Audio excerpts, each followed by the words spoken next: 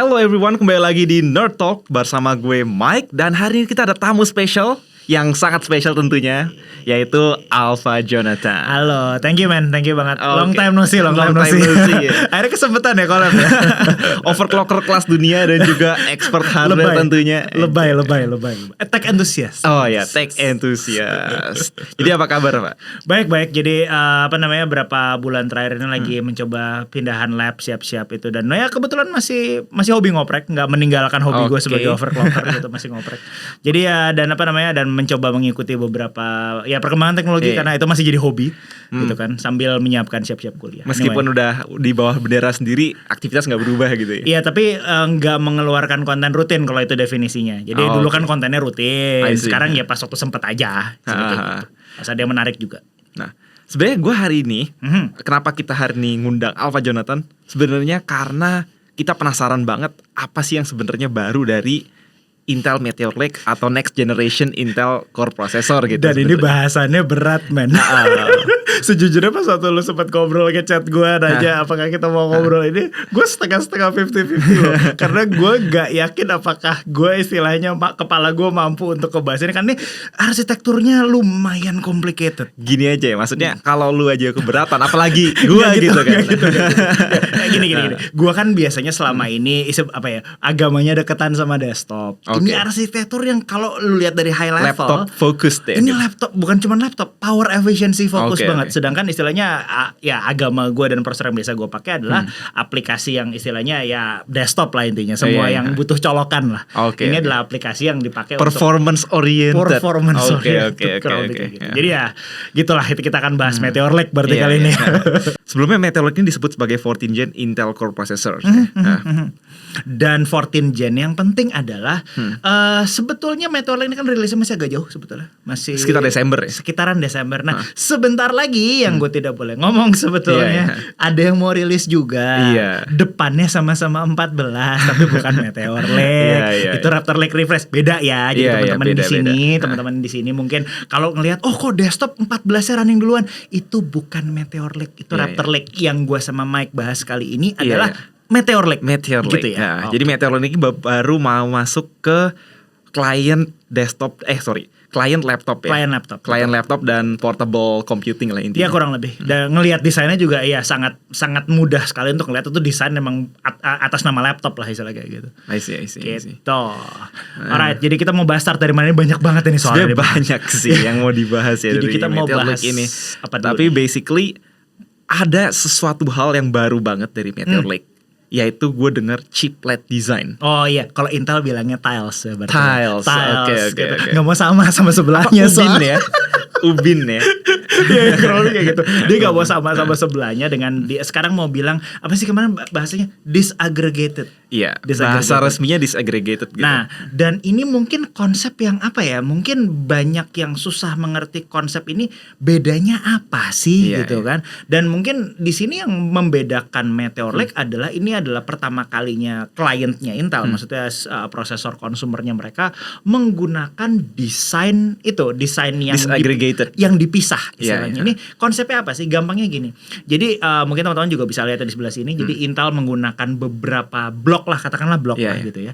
Jadi ada blok yang beda-beda di prosesor ini. Mungkin kita kasih tahu dulu bahwa sebenarnya selama ini Intel tuh bikin prosesor namanya monolithic design. Iya, jadi monolithic. Jadi semua itu difabrikasi menggunakan fabrikasi yang sama. Jadi kalau ada satu kotak itu difabrikasi di sekali Intel jalan. 14 nanometer, Intel 7, Intel 10 nanometer gitu, dan Intel yang sebelum-sebelumnya gitu. Itu masih pakai monolithic gitu.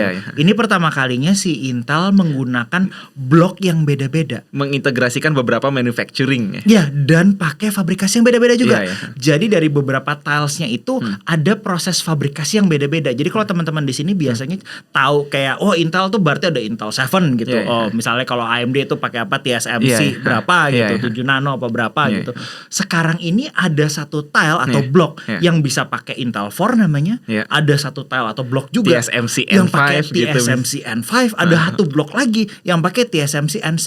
Yeah. Jadi ini akan membuat orang-orang bingung. Nanti biasanya lo tahu kalau antusias tuh kan bilang, oh prosesor lo fabrikasinya berapa nano gitu. Ini jawabnya yang susah. bagian mananya dulu gitu. Kita jawabnya Ubin 1 pakai apa, Ubin 2 pakai apa, 3 pakai apa iya. gitu. Sekarang jawabnya blok yang mana dulu gitu. Dan pasti biasanya kita akan nyebut blok yang paling advance gitu, yang paling kenceng gitu. Tapi misalnya kayak Meteor Lake itu blok paling tingginya, paling advance Intel 4 kan. Intel 4. Iya. Terus mereka bilang, "Oh, berarti ini semuanya Intel 4." Enggak gitu. Enggak Beda, gitu. men. Nah, itu jadi itu konsep pertama dari disaggregated adalah disaggregated. Oke, kita udah paham lah ya. Itu berarti dia satu bisa menggunakan proses fabrikasi yang beda. Iya. Dan tujuannya apa? Ngapain sih kok merepotkan diri sendiri Iya, dengan pakai fabrikasi yang beda? Tujuan gampangnya mungkin di sini buat informasi teman-teman adalah Intel di sini pengen proses fabrikasinya ini dipakai untuk istilahnya blok yang tepat. Jadi mungkin buat gambarannya, nggak semua tipe prosesor, nggak semua blok yang ada di Meteor Lake itu butuh proses fabrikasi paling tinggi, istilahnya. Karena yieldnya nggak sampai juga kan. Bukan cuma yield sih, lebih ke arah ada yang nggak serving certain function. Jadi misalnya lu pengen bikin blok, jadi ada satu blok di Meteor Lake yang ntar kita akan bahas lebih dalam gitu, namanya SoC tile atau SoC tile ini. Itu tujuan untuk low power. Kalau saat low power kayak gini, dia kalau prosesor itu juga mungkin nggak jalan clock tinggi, ngapain dikasih istilahnya fabrikasi yang paling advance gitu. Mungkin tidak berfaedah. Mereka bisa pakai saving cost juga sih. Saving cost, kemudian mereka ya istilahnya bisa menggunakan istilahnya Intel 4-nya mereka nanti bener-bener cuma dipakai ke tempat yang membutuhkan. Dan ini bukan pertama kalinya dipakai. Ini udah ada di graphicsnya AMD, udah chiplet kayak gini. Zen 2 2019 udah pakai chiplet juga. Jadi waktu itu IO die-nya pakai apa, kemudian CPU die-nya pakai apa. Jadi ini udah bukan yang pertama kali dipakai secara teknologi gitu, tapi ini pertama kalinya Intel implement istilahnya desain yang beda-beda ini ke dalam prosesor mereka. Jadi mereka pengen bahasanya right core for the right right fabrication for the right usage lah, istilahnya gampangnya mungkin kayak gitu. Ini sesuatu yang bisa dicapai dengan packaging teknologi yang advance kan sebenarnya. Iya, karena mereka menggunakan katanya Intel Foveros, walaupun sayangnya gue belum punya banyak detail soal itu Foveros. Jadi ya istilahnya kalau di sebelah itu mereka bisa numpuk cache gitu istilahnya. Ya 3D V ini kan sebenarnya satu package kan. Satu package itu punya beberapa die. Nah, gitu. Itu satu package punya beberapa tile istilahnya kayak gitu. Nah, tilenya itu nanti untuk bikin jadi satu die itu kan butuh packaging teknologi namanya Foveros tadi. Betul. Dan enggak cuma itu aja, Mike. Jadi di sini mungkin tambahan lagi kenapa Intel go dengan this teknologi selain mereka bisa mix and match blok tadi atau tile tadi. Mereka sekarang bisa misalnya ada fabrikasi baru misalnya gitu, ini spekulasi ya. Jadi misalnya Intel punya Intel 3 gitu. Mereka bilang, kita punya Intel 3, kita punya arsitektur CPU baru. Ya udah dari satu package itu, satu keseluruhan. Bukan arsitektur sih, lebih ke proses. Lebih ke proses gitu mungkin. Satu prosesor itu nggak usah diganti semuanya. Ganti aja satu compute tile-nya gitu. Misalnya bagian prosesornya aja mereka ganti. Secara development tuh jauh lebih cost efficient sih. Dan misalnya mereka bilang, kita tiba-tiba punya graphics baru nih, pakai fabrikasi baru gitu. Jadi flexibility intinya ya. Jadi ini akan membuat mereka juga bisa lebih fleksibel memilih blok apa yang mereka mau implementasikan ke prosesor tersebut, kurang lebih kayak gitu. Itu salah satunya lah istilahnya kegunaan dari chiplet design ini. Mungkin kita rekap dulu aja ya. Dalam die Meteor Lake ini ada beberapa tile. Tadi pertama ada SoC tile, ada compute tile, compute sama graphics ada sama IO gitu. Masing-masing ada purpose kita harusnya udah paham lah ya dari namanya. Apa itu compute tile, apa itu SoC tile, apa itu graphics tile, IO tile gitu. Iya, cuman mungkin ya istilahnya banyak orang yang pertama kali dengar kata mana compute, mana SoC, mana graphics segala macam mungkin agak sedikit membingungkan. Kita mau bahas yang mana dulu nih? Yang kita compute. Bahas mungkin yang intinya dulu ya, yang bikinan Intel sendiri itu kan compute tile. Intel 4 ya? Intel 4. Jadi Intel 4 ini pertama kali Intel menggunakan teknologi EUV untuk membuat prosesor. Terus udah kayak gitu dia juga pakai walaupun nggak exactly baru ya. Jadi dia pakai P-core yang baru, tapi pembaruan di sini namanya, jadi P-core-nya berubah jadi Redwood Cove namanya. P-core-nya ini berubah, cuman berubahnya itu nggak perubahan besar kayak pas waktu dari 11 Giant Tiger Lake pindah ke Alder Lake gitu. Nggak beda. Perbedaan ini agak minor, jadi terus juga ada beberapa cast changes. Gue lupa kayak L2-nya ganti dikit, L2-nya naik dikit. Gue lupa exactly berapa, cuman jelas L2-nya ganti, kemudian juga E-core-nya ganti. Jadi gue lupa. Crashmont tadi namanya. Oh iya, Crashmont. E-core ganti jadi Crashmont, dan sama Intel juga kayaknya nggak bilang kalau ini akan memberikan perubahan IPC segitu masif. Dulu jadi kan Intel kasih istilah TikTok ya. Jadi TIK itu process change, TOC itu arsitektur change gitu. Jadi secara arsitektur tidak banyak berubah dari Raptor Lake ke Meteor Lake, tetapi ada perubahan manufacturing gitu tadi. Ya, ini perubahan manufacturing, dan istilahnya bedanya itu bukan terjadi, maksudnya perbedaannya minor, dan juga kita sekarang di sini mungkin asumsinya di sini perbedaannya itu nggak terjadi atas nama performance. Bisa jadi perbedaannya, kalau baca-baca dari beberapa dokumentasi, perbedaannya lebih ke arah area sih, density jadinya. Area sama kemungkinan besar power efficiency. Karena semakin padat transistor ya semakin efisien biasanya. Dan mereka berusaha untuk akan membuat prosesor ini lebih efisien dari segi entah itu VF curve diganti atau frekuensinya ditune untuk bisa jalan di power yang lebih rendah. Itu kurang lebih di Computal, dan ini pakai yang Intel 4 tadi gitu. Tapi ya itu, gue belum bener-bener tahu Intel 4-nya ini dari sisi performance ya. Seperti apa performance yang mereka bisa hadirkan. Disclaimer, ini video kan kita buat di bulan September ya. Dan ini bakal masih Desember gitu paling cepat keluar. Iya, betul. Pastinya dengan disclaimer kalau semua informasi yang kita sajikan di video ini itu belum final pastinya. Probably, dan istilahnya kalau kita lagi bicara performance buat istilahnya kayak entah Redwood Cove maupun Crashmont E-core ya di situ, mungkin orang-orang di sini kalau cuman ngelihat performance aja gitu, itu akan beda sekali kalau misalnya kalau kita mau bandingin sama Raptor Lake, mereka misalnya tiba-tiba performance-nya sama Raptor Lake. Terus ada orang yang mungkin akan bilang, kok performance-nya sama, terus hebatnya apa gitu. Tapi misalnya gitu ya, ini salah satu P-core-nya bisa mencapai performance Raptor Lake dengan power jauh lebih rendah, itu massive improvement gitu. Nah, itu kan yang banyak yang nggak ngeliat. I mean Intel sempat klaim ini 2 kali lebih efisien sih, tapi nggak tahu gimana gitu metriknya gimana. Matrix apa yang mereka pakai, performance per watt juga, performance per watt-nya di mana gitu, di aplikasi macam Cinebench kan. Oke lah, sebenarnya kalau secara Computal tadi nggak banyak berubah ya. Tapi ada satu tile yang baru namanya SoC tile. SoC tile, kita dengar SoC, System on Chip, itu biasanya ada di HP ya. Selama ini SoC-nya apa gitu, Snapdragon, SoC-nya MediaTek gitu. Tapi kenapa kok ada SoC dalam prosesor Intel gitu sekarang? Ya, ini SoC tile ini atau SoC tile ini dipakai untuk menjelaskan satu part di mana kayak part SoC tile-nya ini agak menarik, karena kalau kita lihat di sini gambarnya, ini SoC tile ini adalah part di mana dia akan dinyalain terus. Jadi ini mungkin konsep yang tadi juga di mana Intel bikin ini semua agak pisah-pisah. Intinya itu di sini gitu, karena SoC tile. SoC tile ini menurut gue sedikit lebih menarik dibahas daripada Computal, karena ya seperti lo bilang tadi, intinya di sini. Jadi kalau teman-teman tadi lihat kenapa bloknya itu ada banyak, salah satu alasannya adalah Intel pengen bikin ada blok yang bisa dimatiin. Jadi ini CPU dalam CPU gitu kan? Iya, kurang lebih bisa dibilang kayak gitu. Jadi SoC tile-nya ini misalnya dulu gitu ya, kalau kayak AMD misalnya kita bilang ada SoC portion, itu biasanya nggak ada core CPU-nya. Ini ada core CPU-nya yang disebut dengan low power E-core. Mungkin gampangnya ada yang bilang ini LPE core gitu ya. Jadi nah sekarang digabung sama yang P-core tadi yang di Computal. Kemudian jadi ada 2 LPE core. Jadi ada 2 LPE core ditambah E-core sama P-core yang ada di Computal ya. Dan ini akan sedikit membuat perhitungan core-nya jadi agak aneh, Mike. Jadi dulu kan kita cuma P sama I, itu aja mungkin ada orang yang mungkin agak nggak ngerti. Maksudnya apa sih? Saya ngertinya 14 gitu daripada 6 tambah 8 gitu. Maksudnya apa sih 6 tambah 8 jadi 14 gitu kan. Sekarang harusnya konfigurasi paling tingginya yang gua tahu sekarang itu adalah 6P tambah 8E.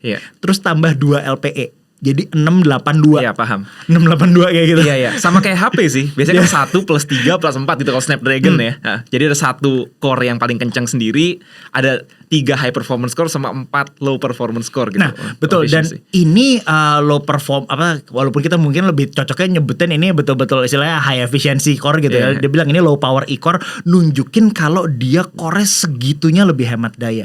Karena kalau kita lihat usage-nya adalah ini usage yang mungkin penting digunakan orang-orang yang pakai kayak laptop. Karena sebagian besar orangnya mungkin cuma kerja di laptop, mereka ngapain idle.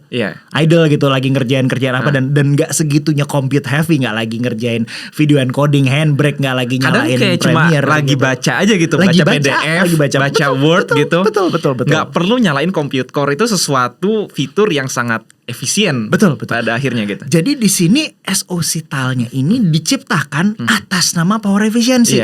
Jadi kalau bisa yang lain gak usah nyala, jadi compute tile yang gak usah nyala, graphics-nya gak usah kerja, ya udah SoC-nya aja yang jalan gitu untuk power efficiency. Dan hebatnya di SoC tile itu nggak cuma ada tadi ya, nggak cuma ada e-core, nggak cuma ada LPE core, tapi juga ada video encoding, decoding engine, ada encoding, terus ada beberapa unit lagi yang kita ada bahas NPU juga, ada gitu NPU gitu. Nah, mungkin di sini kita mesti tambahin juga kalau LPE core ini istilahnya arsitekturnya sama dengan yang e-core di compute. Jadi Crashmon, jadi sama-sama Crashmon, cuman ya SoC tile ini kan fabrikasinya beda. Dia pakai TSMC N6 ya. Dan yang ini beberapa informasi yang gue dapat pas nanya ke YouTube-nya Intel, walaupun arsitekturnya sama, yang nanti dibedain adalah kita nyebutnya karakteristik VF curve. Jadi frekuensi voltage curve-nya beda. Jadi Mike, kalau prosesor ini walaupun gue tahu informasi ini di desktop gitu kan, cuman ini berlaku untuk semua prosesor harusnya. Setiap prosesor itu punya, kita nyebutnya kebutuhan voltage untuk frekuensi tertentu gitu. Ada prosesor yang didesain untuk bodo amat voltage-nya mau butuh berapa, yang penting kamu frekuensinya tinggi, desktop gitu kan. Ya ada yang misalnya kayak Intel punya e-core, kamu cuman bisa jalan di clock berapa tapi nanti voltasenya rendah banget, powernya rendah banget. Nah sekarang Intel bikin, mereka udah punya e-core yang Crashmon tadi, sekarang itu ditune lagi VF curve-nya untuk bener-bener ya dia low power gitu ya. Walaupun seberapa drop frekuensinya gue belum tahu, seberapa jauh dibandingkan Crashmon-nya gitu. Karena dan juga kelihatannya kalau gue nggak salah lihat, walaupun ini itu spekulasi penting untuk sebuah sistem yang always on kan sebenarnya. Dan itu tujuannya untuk dinyalain terus. Jadi kalaupun ini dinyalain terus, itu nggak makan power banyak gitu. Dan istilahnya gue nggak tahu apakah dia punya kayak, gue nggak tahu bahkan ini LPE-nya punya akses ke L3 apa enggak. Kalau yang di compute dia punya akses, harusnya punya akses ke L3, gue asumsinya kayak gitu. Dan ini ya jadi tiket Intel untuk bersaing sama sistem-sistem ARM gitu kan. Mungkin ya, kita perlu tahu ini LPE-nya makan berapa watt. Kalau ini LPE-nya bisa masuk ke range miliwatt, ya happy sekali gue gitu kan. Jadi ya berarti dia sudah bisa betul-betul akan boosting battery life masif sekali. Jadi itu dari LPE. Nah itu baru dari yang 2 LPE cores tadi. Kemudian ada beberapa unit tadi yang lu bilang sempat apa, ada kayak video decode unit di situ, Media Engine lah. Media Engine.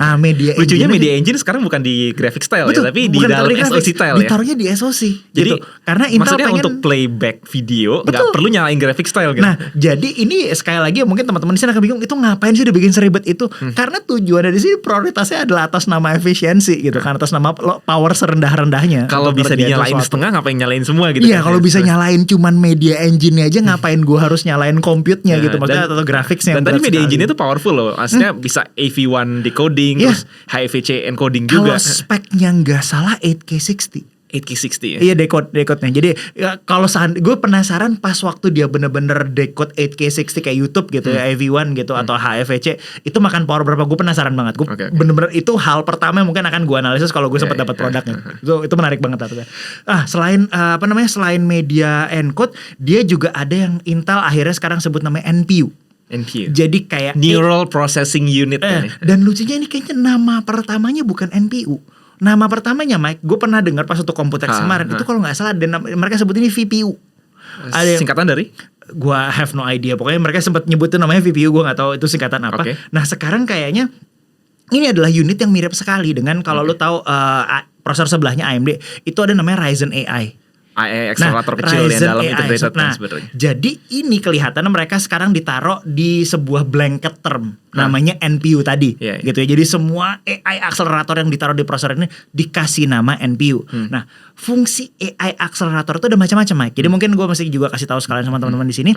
AI itu akan sangat bergantung sama workloadnya dia. Ada workload yang berat sekali kayak Stable Diffusion. Itu kan kayak Stable Diffusion, kemudian ada beberapa proses-prosesing yang lain, sama ada yang enteng macam kayak background blur kita pakai buat Teams, kemudian apa itu yang ada di RTX broadcast auto framing, kemudian eye gaze untuk correction eye gaze segala macam.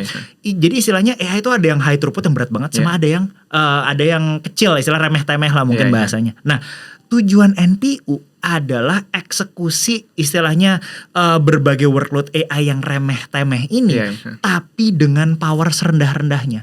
Jadi NPU ini tidak didesain untuk dapat throughput setinggi-tingginya, tapi mereka harus mengerjakan apapun workload itu, inference kurang lebih akan lebih banyak area inference dengan power serendah-rendahnya. Kita nggak bisa expect NPU ini jalanin tadi Stable Diffusion atau ChatGPT gitu ya. Betul. Tapi kemarin gue sempat lihat ada graph bahwa Intel sempat bilang mereka sempat jalan a portion of Stable Diffusion. Mereka nggak exactly jelasin ini Stable Diffusion dari repo apa di GitHub gitu. Mereka cuma bilang ini NPU-nya capable, cuman mungkin nggak semuanya dieksekusi di sana.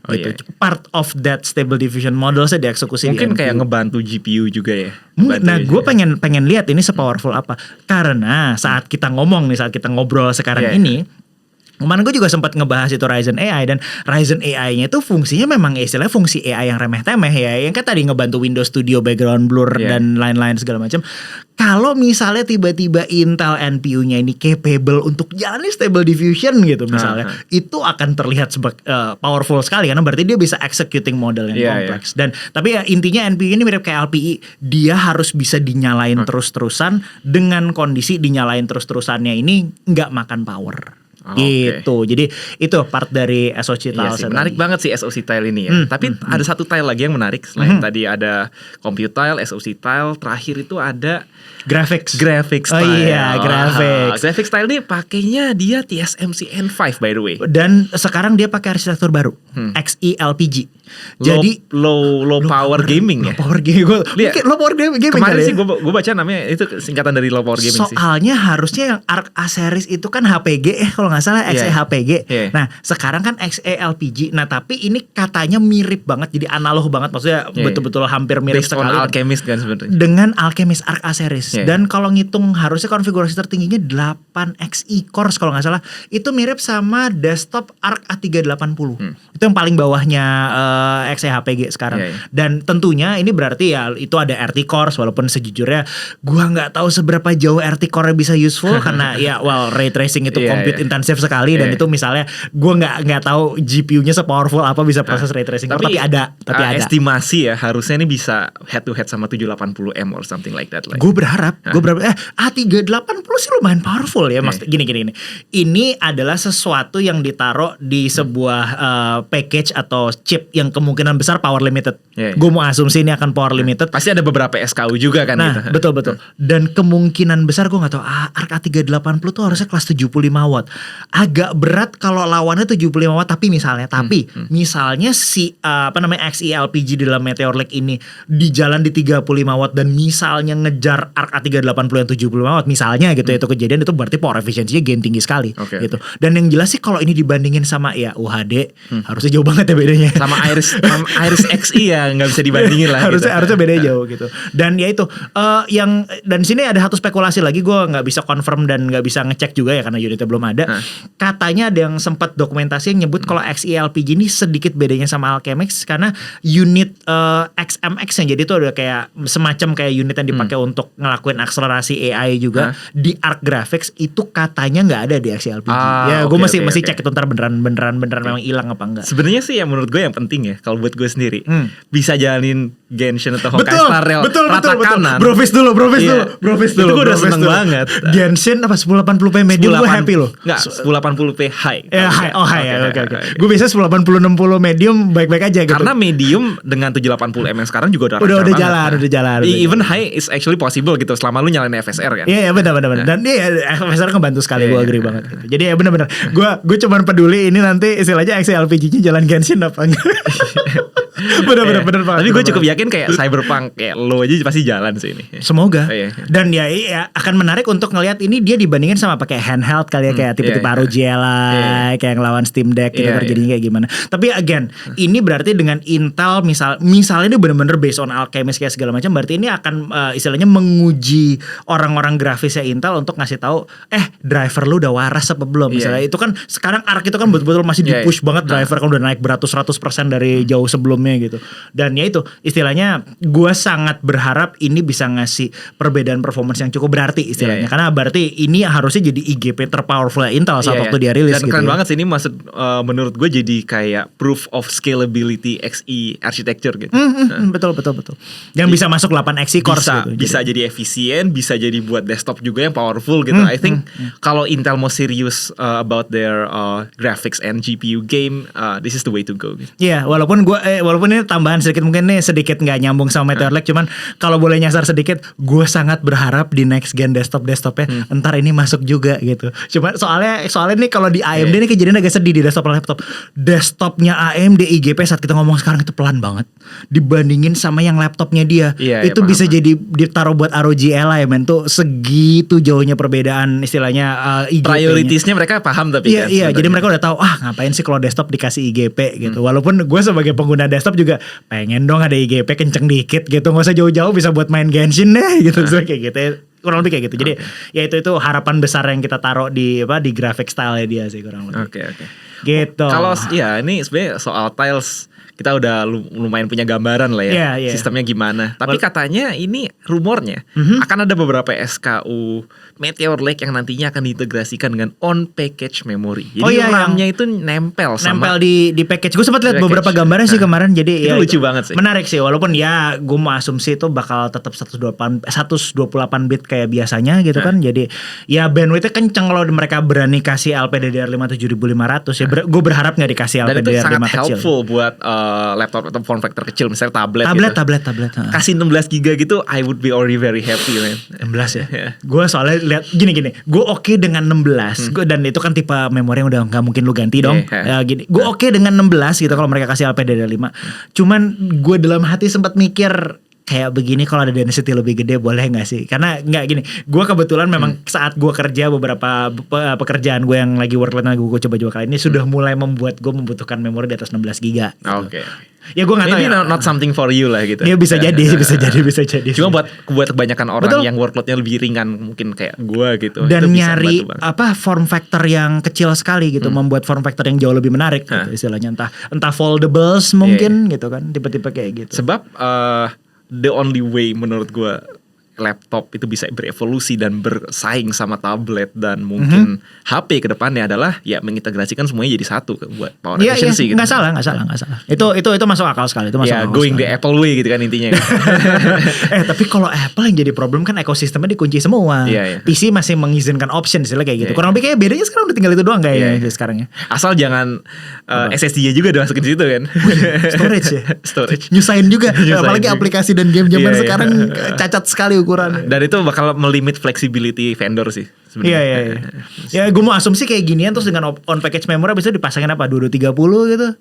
Bakal mirip kayak lucunya itu bakal bikin dia oke buat handheld. Iya, handheld. Cuman ya silakan mereka pada kalau nggak salah kemarin sempat ada yang nanya kayak gini di handheld gimana dan mereka bilang tergantung sama OEM ada yang mau pakai apa enggak gitu kan.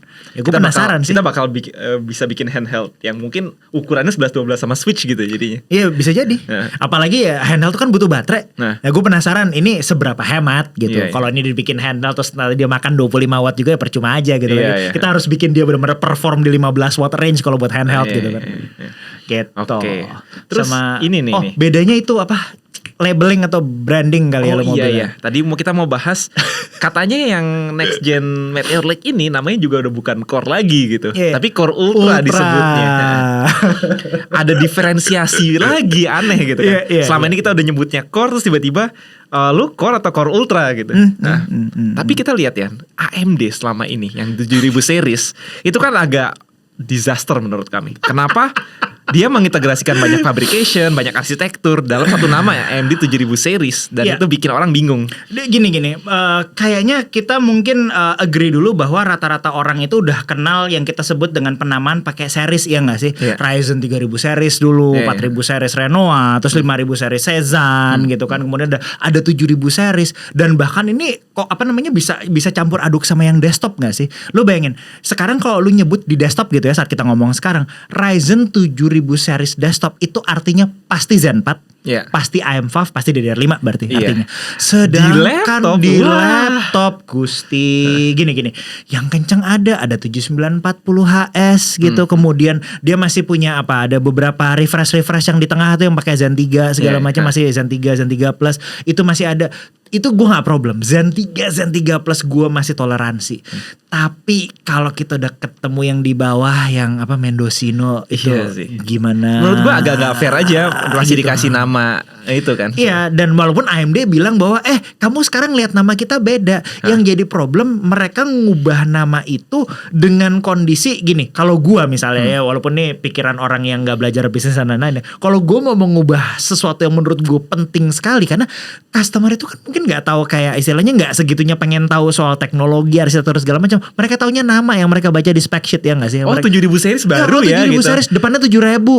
Bayangin kalau misalnya performnya nggak sesuai ekspektasi mereka, terus 7.000 series jelek gitu. Iya, itu kan malah jadi backfiring sendiri sebenarnya. Itu akan istilah gini. Lu bayangin kalau di 7.000 lu udah punya prosesor yang salah satu prosesor paling efisien pas kita ngomong sekarang udah rilis gitu ya. 7.000 series Phoenix. It's the most advanced Phoenix. CPU in the world Phoenix, gitu kan. Dan dengan APU yang kencang, IGP yang kencang banget. Kemudian di seri yang sama lu taruh prosesor Zen 2 yang dikasih memori 8GB, niatnya bikin prosesor murah. Ya tapi istilahnya orang yang misalnya udah keburu salah beli gitu misalnya. Keburu salah beli misalnya entah karena salesnya gak jelasin atau usernya juga mungkin gak nanya gitu. Dia cuma tahu saya maunya depannya 7.000 gitu. Terus itu kejadian. Nah itu yang menurut gua AMD bener-bener harus kerja keras dalam memfasilitasi kita ganti nama loh. Campaign-nya mana gitu. Ya at least mereka sekarang udah bisa bedain stikernya lah at least ya. 7.000 series yang Phoenix versus yang biasa gitu. Betul. Dragon Range sama yang Phoenix dibedain sama yang tadi Mendocino ya. Mendocino dan menurut gua please itu aja yang dibedain gitu. Dan soal itu capability-nya jauh mampus men. Jauh banget. Benar-benar jauh banget. It's almost false advertising dengan mereka ngasih nama ngasih sama-sama Ryzen 7000 series gitu. Iya, makanya kemarin tuh sempat ada bercandaan pas waktu gue sempat datang ke beberapa acara AMD community gitu, dan kayaknya mereka udah ada effort sih ngasih tahu bahwa kalau AMD kamu lihat digit ketiga aja. Soalnya ketiga itu nunjukin Zen 2, Zen 3 apa Zen 4 gitu kan. Yang jadi problem, gue menghargai usahanya. Cuman harusnya itu dibikin usahanya sebelum kamu ganti nama. Ini kayak jadi stop gap solution lah. Pas udah terjadi terus ya udahlah kita ganti. Iya. Dan itu balik ke Core Ultra. Ya, lucunya bukan pertama kali juga sih. Intel pernah kejadian juga loh di Gen 10. Jadi kita ada Ice Lake sama Comet Lake. Iya benar. Dan itu bikin orang bingung juga kan. Betul. Dan itu yang membuat orang, aduh saya mau itu apa sih yang belakangnya U sama yang belakangnya ada G-nya ya. Yang Ice Lake kan belakangnya G yang buat nunjukin grafik karena G4, G7 segala macam, terus udah gitu. Yang belakangnya U itu Comet Lake. Yang berarti IGP-nya jauh mampus bedanya ya, dan istilahnya arsitekturnya memang totally different. Jadi gue berharap ya ini juga Intel Core Ultra ini kan rilis dengan Meteor Lake, itu baru pertama kali mereka kerjakan. Gue berharap branding ini bisa mengkomunikasikan ya solusinya mereka dengan mudah gitu istilahnya. Dan walaupun kalau kita bicara istilahnya salah nama juga ya, gue nggak tahu, mungkin beberapa orang, gue nggak tahu dalam beberapa minggu ke depan, gue nggak tahu apakah orang-orang itu akan salah ngelihat Core 14 Gen desktop. Mereka akan mikir itu apa yang running kok depannya 14 juga gitu. Walaupun sejujurnya kalau buat gue pribadi, gue akan nganggap itu Gen 13,5 gitu kali refresh, soalnya gue akan bedain, cuman gue nggak tahu. Anyway, tapi jadi ada kebanggaan sendiri gitu kalau lu beli yang Meteor Lake yang Ultra. Bisa jadi dari sisi branding mungkin. Gue pakainya Core Ultra, lu masih pakai Core ya gitu. Dan kalau nggak salah masih lanjut kan. Jadi gue pakai bentar. Ultra dulu apa nomor dulu sih, gue lupa deh. Apanya? Ultra dulu ya. Jadi Core Ultra something, Core Ultra 9, Core Ultra 7, gue lupa. Core nama number dulu apa Ultra dulu ya? Gue juga lupa soalnya. Ya soalnya kan harusnya namaan 579 harusnya masih ke bawah. Cuman gue lupa Ultra dulu apa namanya dulu. Tapi anyway itu ada branding baru berarti ya buat si Meteor Lake. Tapi ntar orang jadi salah paham lagi kalau belakangnya ada flash belakangnya. Ini Ultra ya? Enggak gitu sih. Iya beda. Dan sama halnya dengan semua branding. Gue cenderung toleransi dengan branding kalau itu memudahkan konsumer terutama yang awam mengerti produknya. Gua have no problem kalau itu dibuat memudahkan konsumer gitu. Oke sih. Gitulah kurang lebih. Ya Intel mencoba kasih inovasi di segala bidang ya tadi. Maksudnya dengan pertama tentunya prosesor baru, terus juga manufacturing baru. Betul. Terus fitur-fitur baru seperti SoC tile dan ya ini kayak Intel mencoba untuk meregain leadership dia di CPU gitu. Bisa jadi dan ini istilahnya ini kalau dari sisi arsitektur ya dari arsitektur secara overall dari sisi packaging dan lain-lain ini adalah perubahan paling besar yang pernah mereka kerjakan dalam maksudnya sekali ganti gitu ya. Pindah dari Raptor Lake dan Alder Lake, Raptor Lake itu pindah ke Meteor Lake itu bedanya jauh banget dari sisi arsitektur. Walaupun it's a very risky move juga sih betul sebenarnya. Risky karena istilahnya misalnya nih kita kan benar-benar belum tahu performance profile kayak gimana. Misalnya ini udah rilis datang ke device premium gitu, device laptop tipis luar biasa cantik di atas 20 juta gitu misalnya. Terus tiba-tiba ada issue atau kemudian ada atau lebih parah lagi, performance-nya nggak beda jauh. Yang beda terus bedanya sama Raptor Lake itu akan membuat orang-orang ini katanya beda arsitekturnya kok jauh, kok bedanya sedikit sih di performance gitu. Karena end user taunya adalah saya mau komputer kencang yang bisa ngerjain tugas saya sehari-hari. Apa itu monolitik? Gitu. Apa itu disaggregated gitu kan? Apa itu disaggregated? Karena itu gunanya buat Intel, bukan buat user. In the end yang nentuin nanti dia beres nggak memberikan apa yang usernya mau. Dan istilah gini, ini gue nggak tahu, ini gue belajar dari kasusnya AMD. AMD itu kan pernah pindah dari 5.000 ke 6.000, di mana pindahnya power efficiency. Lo ingat nggak? Pindahnya mereka adalah kita pengen device yang istilahnya bisa berperforma tinggi di power rendah.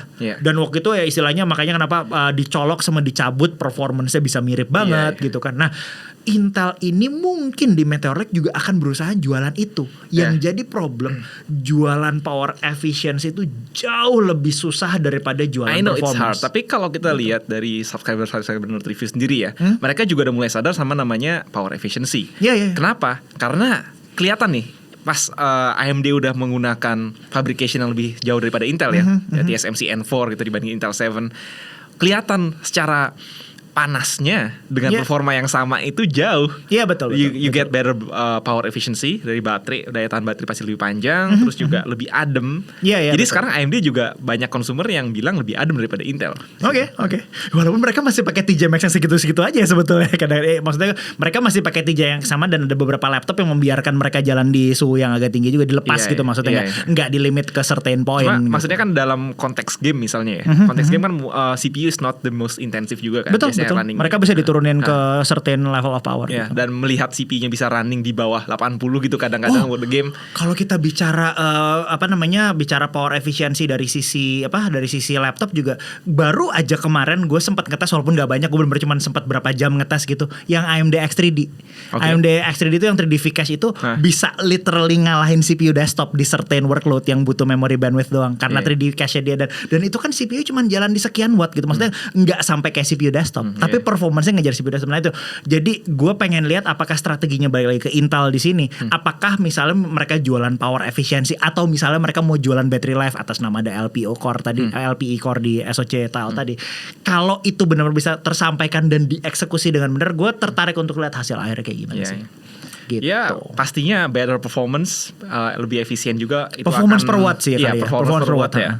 Itu akan beneficial ya, baik untuk consumer maupun vendor ya. Mereka akan bisa nge-push diri mereka untuk bikin device-device yang lebih berani gitu tadi, foldable, terus juga lebih tipis. Dan karena begitu kita kecilin power ya, dan misalnya dia masih perform di power tersebut, misalnya kayak di range 9 sampai 15 watt yang betul-betul challenging sekali buat X86 CPU saat ini, mereka bisa perform di situ ya, kita bisa ketemu laptop yang misalnya mau dibikin pasif kayak atau dibikin betul-betul istilahnya fan speed-nya rendah sekali, kita bisa bikin seperti yang lo bilang desain-desain yang lebih menarik lah istilahnya.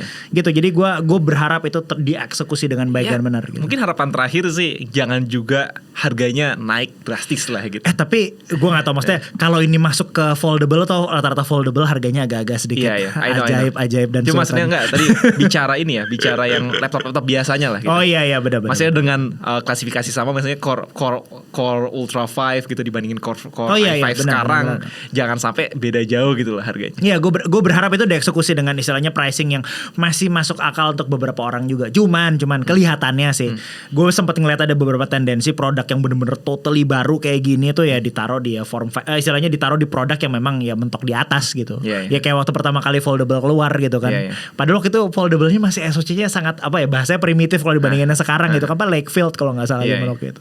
Ya itu kayak gitu kurang lebih. Gitu deh jadi. Ya gitulah sebenarnya sekilas tentang udah kebahas semua kali ya harusnya. Meteor Lake basics of Meteor Lake gitu. Ya pastinya video ini akan obsolete dalam beberapa waktu yang sangat cepat ya. Tapi kita cuma mau ngasih gambaran aja gitu kan. Banyak yang nanya apakah ini the right time to update. Apakah Meteor Lake ini the right time to update gitu. Banyak kan soalnya bilang Raptor Lake gak worth it gitu. Cuma loncatan dikit banget, ngapain yang udah pakai Alder Lake gitu update dan ke Raptor Lake. To be fair, Raptor Lake naiknya gedenya di desktop. Karena di desktop lu gak punya power limit, right? Lu bisa lepasin segedenya cooler lu bisa kasih gitu. Ya kalau di laptop lu kan punya power constraint. Dan disinilah menurut gue, kalau lu emang fanboy Intel gitu, memang lu apa ya namanya ya, emang Intel banget. Ya Meteor Lake harusnya sih bisa jadi turning point buat Intel gitu, buat regain market share di situ. Ya gue ya seperti gue bilang, gue adalah orang yang memihak ke sisi persaingan. Di mana ada persaingan itu kita akan dapat device yang istilahnya mungkin desainnya ya lebih mungkin peningkatannya itu berarti sekali gitu dibanding saat tidak ada persaingan gitu. Iya, maksudnya gitu. Ya very beneficial for the consumers gitu. Iya, kurang lebih kayak gitu. Iya. Gitulah, semoga sudah kebahas. Oke. Semoga berguna dan gak kelamaan. Udah berapa lama nih? Udah 40 menit sih tadi. Oh iya, 40-an. Oke. Thank you banget Pak untuk today. Thank you banget. Semoga kita bisa bahas kapan-kapan lagi gitu ya pas sudah rilis. Jadi sudah. Ya pokoknya mungkin kalau dari penonton sendiri kalau ada ada bahasan-bahasan yang pingin dibahas lagi mungkin ke depannya, nggak entah sama Alpha atau sama yang lain, langsung aja ke komentar. Oke? Siap. Semoga membantu yang tadi. Jadi hopefully kita bisa ngobrol kayak gini sering-sering. Thank you banget Mike. Jadi thank you for coming to Tune Us Studio. Thank you. By the way ya, ini di shootnya di Tune Us Studio guys. Kalau emang kalian pingin bikin podcast juga, ini akan sangat memudahkan kalian buat bikin podcast karena bakal dibantuin semuanya secara audio, video, dan juga mungkin editing juga bisa dibantu. Studionya keren loh. Gue baru pertama kali kesini, jadi makanya studionya keren. Gue kaget juga liat studio itu. Ya, pokoknya langsung aja nanti cek di deskripsi. Oke? Oke. See you. Bye-bye. Stay safe, stay healthy.